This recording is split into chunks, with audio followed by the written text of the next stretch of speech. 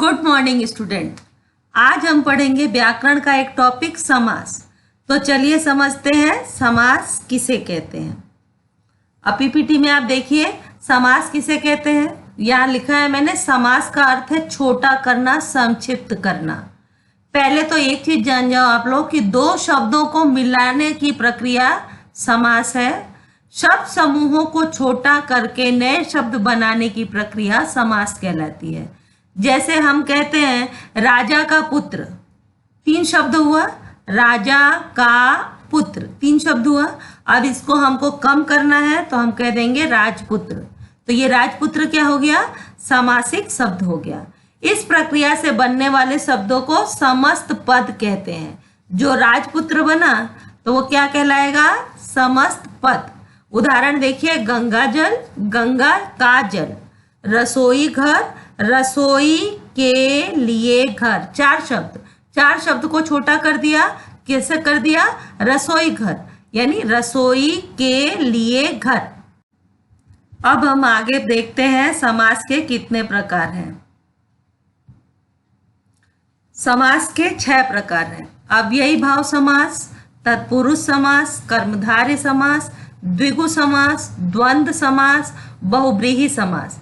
अब एक एक समास की क्या विशेषता है, कौन से नियम है, वो जानते हैं। अव्ययी भाव समास। अव्यय उन पदों को कहते हैं जिन पर लिंग, वचन और काल का कोई प्रभाव नहीं होता है। ठीक है, तो अब पहले मैं आपको अव्यय समझा दूं, उसी पे यह अव्ययी भाव समास है। लिंग, वचन और काल का कोई प्रभाव नहीं होता। लिंग, वचन और काल से हमारे शब्द जो होते हैं वो परिवर्तित होते हैं ना। लड़के के लिए लड़का खा रहा है और लड़की के लिए लड़की खा रही है, हम लिखते हैं। अब जैसे एक एग्जाम्पल ले लो कि मैंने कहा लड़का भरपेट खाना खा रहा है। ठीक है, लड़का क्या है? पुल्लिंग, और खा रहा है यानी कि वर्तमान काल, और वचन कौन सा? एक वचन। अब हम लिंग बदलते हैं, लड़की भरपेट खाना खा रही है। लड़की के लिए लिंग हो गया स्त्रीलिंग और एक वचन और वर्तमान काल। अब हम क्या करते हैं? बहुवचन करते हैं, लड़के भरपेट खाना खा रहे हैं। लड़के कहा तो बहुत सारे लड़के, तो बहुवचन हो गया।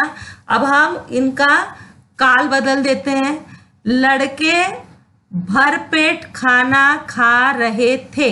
अब क्या हो गया? ये थे तो भूतकाल हो गया, बहुवचन और भूतकाल। अब वापस से हम दूसरा काल करते हैं, लड़के भरपेट खाना खाएंगे। अब मैंने जितने वाक्य बोले उसमें आपने देखा होगा भरपेट जो शब्द है उसमें कोई परिवर्तन नहीं हुआ। वो लिंग बदला, काल बदला, वचन बदला, पर ये भरपेट जो शब्द है उसमें कोई परिवर्तन नहीं आया। तो वो भरपेट क्या है? अव्यय शब्द।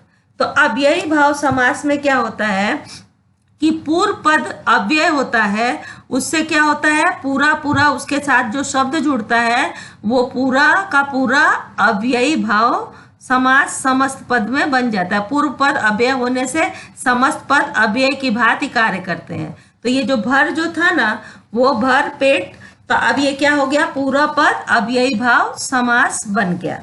अब दूसरा हम देखते हैं तत्पुरुष समास।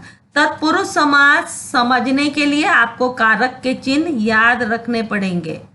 कर्ता ने कर्म को करण से, संप्रदान के लिए अपादान से, संबंध काके की अधिकरण में पर, संबोधन हे बो अरे, ये जो होता है ना कारक चिन्ह, तो पहला वाला कर्ता हटा दीजिए और नीचे वाला संबोधन हटा दीजिए। बीच के जो कारक चिन्ह है, ठीक है, जो आपके 6 कारक चिन्ह है उसी पे पूरा तत्पुरुष समास है। तत्पुरुष समास में 2 पदों के बीच में कारक चिन्हों का लोप होता है। अब कारक के चिन्ह कर्म को है, करण से, संप्रदान के लिए, अपादान काके, संबंध काके की, संबोधन में पर। तो ये जो सारे कारक चिन्हों के मैंने नाम बताए वो कारक चिन्ह बीच में होते हैं, वो लोप हो जाते हैं। तत्पुरुष समास का विग्रह करते समय यानी अलग करते समय विभक्ति चिन्हों का उल्लेख किया जाता है। उदाहरण देशभक्ति, देश के लिए भक्ति, के लिए आ गया। तो कारक चिन्ह आपको कर्म से लेके अधिकरण तक जो मैंने आपको सुनाया, कर्म को कर्ता ने हटा देना है, कर्म को करण से संप्रदान के लिए आपादान से संबंध काके की अधिकरण में पर, ठीक है। ईश्वराधीन, ईश्वर पर आधीन। तो ये तत्पुरुष समास, बीच में जो कारक के चिन्ह होते हैं उनका लोप हो जाता है, यानी उनको हटा दिया जाता है। जैसे देशभक्ति, देश के लिए भक्ति। अब दूसरा देखते हैं हम, कर्मधारय समास। इसमें आपने विशेषण पढ़ा होगा, तो इसमें पहला पद विशेषण और दूसरा पद विशेष से होता है। विशेषण यानी जो विशेषता बताई जाती है, और विशेष यानी जिसकी विशेषता बताई जाती है। अब पहले आप विशेषण विशेष से समझ लीजिए।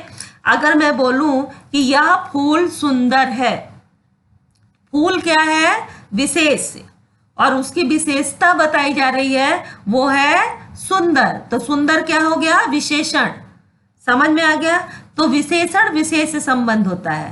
पूर्व पद और उत्तर पद परस्पर उपमेय और उपमान भी हो सकते हैं। उपमेय और उपमान, उपमान देते हैं ना, दूध सा सफेद, चांद सा गोरा, ठीक है, कोयले सा काला, ये क्या है? उपमेय और उपमान। उपमेय जिसकी विशेषता बताई जा रही है, और उपमान जो विशेषता बताई जा रही है। समझ में आ गया? तो पहला पद यानी पहला शब्द क्या होता है? विशेषण होता है, और दूसरा पद विशेष से होता है, यानी कि किसकी विशेषता बताई जा रही है। जैसे उदाहरण में मैंने लिखा नील कमल, तो पहला पद नील, वो क्या हो गया? विशेषण, और दूसरा पद कमल यानी विशेष। कमल की विशेषता बताई जा रही है कि नीला है जो कमल।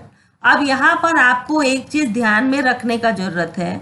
आगे जब मैं द्विगु समास पढ़ाऊंगी तो उसमें आएगा नवरात्रि, 9 रातों का समूह, और कर्मधार में आता है 9 युवक। तो बच्चे कंफ्यूज हो जाते हैं। 9 युवक, 9 का मतलब यहाँ पर नए से है, ठीक है, और द्विगु समास में नवरात्रि में 9 का मतलब नंबर 9 से होता है। तो बच्चे कंफ्यूज हो जाते हैं कि नवरात्रि तो द्विगु में आता है और 9 युवक कर्मधार में आता है। तो पर दोनों का अर्थ अलग है, शब्द वही है 9, पर एक जगह 9 का मतलब नया है और एक जगह 9 का मतलब नंबर 9 है। तभी आपको ये समझ में आ गया। अब एक और चीज इसमें क्या है, कर्मधार में एक पद दूसरे की विशेषता बता रहा है। जैसे इसमें अगर आता है नीलकंठ, और अगर उसका विग्रह है नीला है जो कंठ, तो वो कर्मधारे में आता है। और अगर उसका विग्रह में ऐसा कर दूं नीला है जिसका कंठ, तो वो किस में चला जाएगा? बहुब्रीहि में। एक और शब्द है पीतांबर, पीला है जो अंबर, अंबर यानी कपड़ा, पीला है जो अंबर, तो किस में आएगा? कर्मधारय में। और अगर उसका विग्रह ऐसा कर दूं कि पीला है जिसका अंबर अर्थात कृष्ण, तो वो चला जाएगा बहुब्रीहि में। तो ये 2-3 शब्द ऐसे हैं जो बच्चों को कंफ्यूज करते हैं, तो उस चीज को ध्यान से समझ लेना जरूरी है। अब देखते हैं दूसरा, बहुब्रीहि समास। अब अभी आपने पिछले कर्मधार में पढ़ा जिसमें एक पद दूसरे की विशेषता बताता है। इसमें क्या होता है? बहुब्रीहि समास में पूर्व पद और उत्तर पद यानी कि पहला पद और दूसरा पद दोनों मिलकर अन्य पद के बारे में बताते हैं, यानी किसी तीसरे की ओर इशारा करते हैं, इसलिए उसे अन्य पद प्रधान भी कहा जाता है। दोनों पद किसी तीसरे की विशेषता बताते हैं। उदाहरण मैंने आपको बताया, पीतांबर, पीला है जिसका अंबर अर्थात कृष्ण। दशानन, 10 है जिसके आनन अर्थात रावण। अब यहाँ एक और कंफ्यूजन बच्चों को आता है। अभी जब द्विगु समास पढ़ाया जाएगा तो द्विगु समास में पहला पद संख्या वाला होता है, तो 10 यहाँ भी संख्या वाला है, पर दशानन कभी भी द्विगु में नहीं आता है। दशानन किस में आता है? क्योंकि इसका विग्रह क्या है? 10 है जिसके आनन अर्थात रावण। दोनों पद किसी तीसरे की विशेषता बता रहे हैं। गजानन, गज के जैसा है जिसका आनन। गज यानी हाथी, आनन यानी मुख, हाथी के जैसे है जिसका मुख अर्थात गणेश। लंबोदर, लंबा है जिसका उदर, उदर यानी पेट, जिसका पेट लंबा है अर्थात कौन? गणपति भगवान, गणेश जी, ठीक है, समझ में आ गया। अब हम देखते हैं दूसरा समास, द्विगु समास। द्विगु समास में पहला पद, सबसे आसान समास यही है, पहला पद संख्यावाचक होता है, यानी कि उसमें डिजिट का जो संख्या होती है उसका बोध होता है, तो सबसे आसानी से बच्चे द्विगु समास पहचान पाते हैं। जैसे उदाहरण देखिए, पंचवटी, पंच यानी पांच, वट यानी वृक्ष, तो 5 वृक्षों का समूह, नवरात्रि 9 रातों का समूह, चौराहा 4 रास्तों का समूह, तिराहा 3 रास्तों का समूह, ठीक है, दुअन्नी 2 आनों का समूह, यानी पहला पद संख्या वाला होता है। त्रिमूर्ति 3 मूर्तियों का समूह, ठीक है, तो जो त्रिमूर्ति, पंचवटी, चौराहा, ठीक है, जितने भी संख्या वाले शब्द हैं वो आपके द्विगु समास में आते हैं। त्रिभुज, दोपहर, नवग्रह, सप्ताह, ठीक है, 7 दिनों का समूह, तो ये जितने भी पहले जो स्टार्ट ही पहला पद किससे होता है, संख्या से होता है, वो है आपका द्विगु समास। अब देखते हैं हम द्वंद्व समास। द्वंद्व समास में 2 पदों के बीच में और या अथवा का लोप हो जाता है।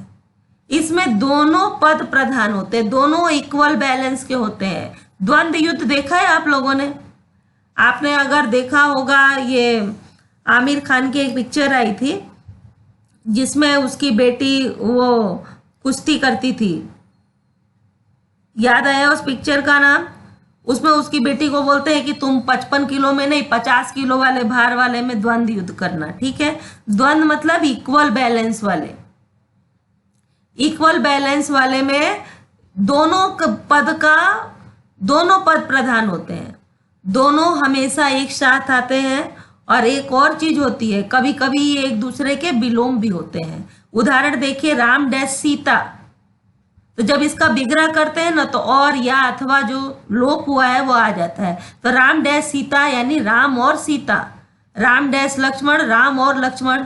अब कई बार ये शब्द एक दूसरे के विलोम भी होते हैं, रात डैश दिन, रात और दिन, ठीक है, सुख डैश दुख, सुख और दुख एक दूसरे के विलोम हुए, रोटी कपड़ा, ठीक है, धोती कुर्ता, ये बीच में डैश लगा के, इसको पहचानने का आसान तरीका क्या है कि इसके बीच में एक डैश दिखता है, ये भी बच्चे बहुत आसानी से पहचान लेते हैं क्योंकि इनके बीच में डैश होता है। ये ज्यादातर शब्द एक साथ आते हैं और इनका विग्रह करने पे और या अथवा आता है। समझ में आ गया? Thank you student. अगर आपको ये वीडियो अच्छा लगा तो उसको लाइक करें, शेयर करें और सब्सक्राइब करें, और कुछ भी डाउट है तो आप कमेंट में मुझसे पूछ सकते हैं।